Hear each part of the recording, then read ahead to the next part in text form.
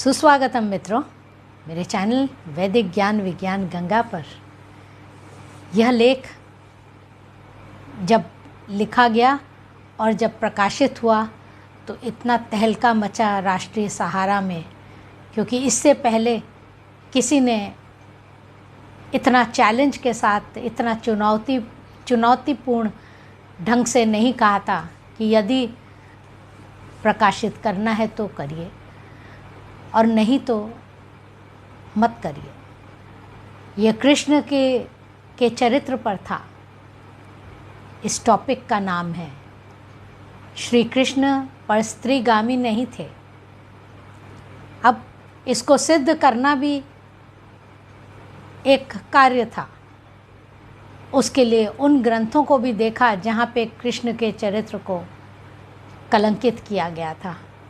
श्री कृष्ण का जन्म भाद्रपद अष्टमी को हुआ था। अंधेरी रात को कृष्ण ने इस प्रकार से जन्म नहीं लिया था जैसे कोई चमत्कार फैलाने वाले व्यक्ति हों, क्योंकि उस समय प्राणों की रक्षा का प्रश्न था। और जब यह सब कुछ हो गया तो यशोदा की पुत्री को जीवन त्यागना पड़ा। कई ग्रंथ कहते हैं जी वो उड़ गई आकाश में। सत्य ये है कि उसकी हत्या हो गई। कंस ने उसको छोड़ा नहीं था। तो ये समझ लो कि जन्म की परिस्थितियाँ और उसके बाद की परिस्थितियाँ एक ऐसा युद्ध था, इस प्रकार का वातावरण था जिसमें लगातार जीवन की रक्षा, दुष्टों को नष्ट करने का पूरा कार्य किया गया था।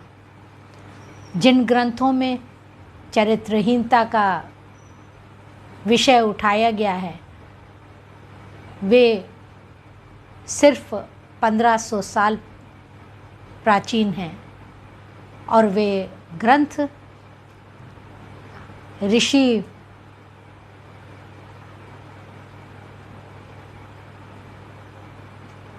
किसी ऋषि ने नहीं लिखे थे। व्यास जी के लिखे हुए नहीं हैं जैसा कि लोग कहते हैं, क्लेम करते हैं, क्योंकि ऋषि लोग झूठ और कलंक इस सब में नहीं पड़ते। वे लिखते हैं तो सत्य लिखते हैं।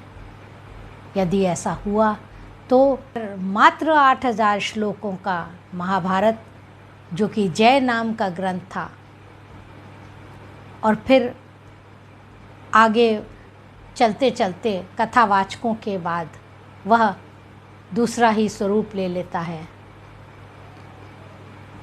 उसके बाद आज तो 1 लाख श्लोकों का है। यह पहला ग्रंथ नहीं है जिसमें ऐसा सब हुआ है, प्रक्षिप्त हुए हैं। सभी मतांतरों के ग्रंथों में प्रक्षिप्त हुए हैं। जानने की ज़रूरत है। इवन क्रिश्चियनिटी में 400 गॉस्पल्स थे जिसको हटाकर सिर्फ 4 कर दिए पादरियों ने अपने तरीके से। लेकिन यहाँ तो विद्वान होते हुए भी, क्योंकि विद्याएं समाप्त होने लगी थी, बहुत से विद्वान महाभारत काल में ही, द्वापर काल में ही समाप्त हो चुके थे, तो ज्ञान ने बैकसीट ले ली थी। ज्ञान देने वाले रह नहीं गए थे। इस प्रकार से प्रक्षिप्त अंश डाले गए। वो जिस व्यक्ति से, जिस महिला से कृष्ण का नाम जोड़ा जाता है, वृषभान वैश्य की कन्या थी, रायण वैश्य की पत्नी थी, मामी थी, और मामी के साथ प्रेम संबंध नहीं जुड़ते। श्रोताओं, सत्य का मार्ग अपनाओ, स्वीकारो और देखो जिससे आपने संबंध स्थापित किया है। गोप स्त्रियां सारे माता स्वरूप थीं, उनके साथ कैसे संबंध हो सकता था? इसको क्या क्या नहीं कहा गया। रुक्मिणी एक मात्र पत्नी थी, उनके एक पुत्र था प्रद्युम्न, जिसे 12 वर्ष की तपस्या के बाद उत्पन्न हुआ था। उसके बाद प्रद्युम्न के बाद उनके पौत्र का नाम अनिरुद्ध था, तो और उसके बेटे का नाम वज्र था। यह है, इस प्रकार का परिवार था।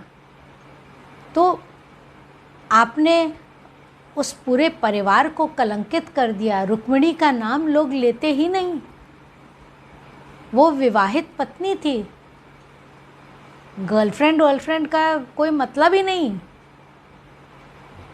इस बात को समझिए, सोचिए और उन बातों को हटाइए जो विष फैलाती हैं। मैं उन ग्रंथों का नाम नहीं लूँगी क्योंकि उनके उदाहरण ही इतने भीषण और भयानक हैं, आप सुन नहीं सकेंगे। सत्य कड़वा होता है। आपके विरोधी उन्हीं बातों को आपके ऊपर प्रयोग करते हैं जिस बात का हमसे कोई संबंध नहीं है और जिससे हमारी संस्कृति कलुषित होती है, उसको नहीं अपनाना चाहिए। धन्यवाद। ओम शम।